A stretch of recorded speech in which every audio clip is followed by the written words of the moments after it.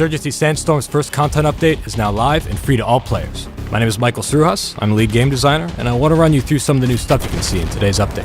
But before we do that, we first want to say thank you all so much for your support. Sandstorm's launch was just awesome. We had so much positive response and a ton of great feedback. We've been hard at work since release, acting on all your input. Our team is proud and we are excited. This is really just the beginning, so consider this update a sign of things to come. An arcade section has been added to the play menu. This section offers a separate experience from the core game that's a little more loose when it comes to our typical gameplay and overall style. In it, you'll see special game modes with new rules, classes, enemies, or just general game tweaks. Our first mode offered for arcade is Team Deathmatch. The rules are simple. Kill enough of the enemy to win. Use an increased amount of supply points to purchase any weapon, attachment, or upgrade in the game, regardless of faction, save for heavy explosives, which can be found in the map. The arcade will evolve over time with the new game modes cycling in on a regular basis, and don't worry, every arcade mode will always be available to be hosted and played on community servers. There's a lot more to come with arcade, so stay tuned. You're going to see some stuff that might surprise you. We've added 5 new weapons. First, we have the MP5A2 for insurgents and the MP5A5 for security. Perfect for close quarters, these low-caliber weapons offer good recoil control while still remaining lethal.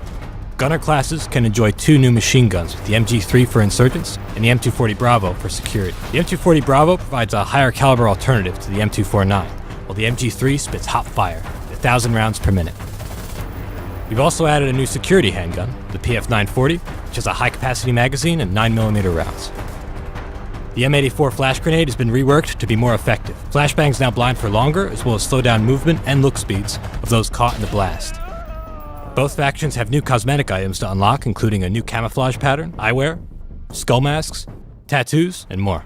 In addition to adding new content, of course, we've made a ton of bug fixes, improved performance, and added many quality of life improvements based on your feedback. There's a new range map found under the tutorial section where you can quickly test all weapons and equipment in the game with no limitations from supply points.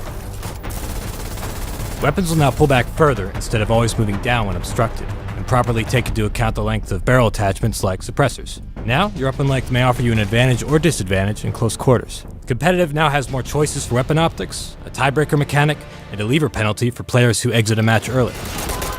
We visualized restricted areas in the tactical map so it's easier to stay in bounds, improved the indication of gaining and losing reinforcement waves on the heads-up display, added a clear notification for when your weapon's reload has been interrupted, and implemented vote kicking as a community server option. Those are the highlights of this update, but you can hop in game to see the rest. And be sure to stay tuned for more. We've got more good stuff on the horizon, including XP gain on community servers, a new map, weapons, cosmetics, modding support, and more. Follow our social media at Insurgency Game on Twitter, Instagram, YouTube, and Facebook. We post all our updates on those platforms. And remember, this is just the beginning.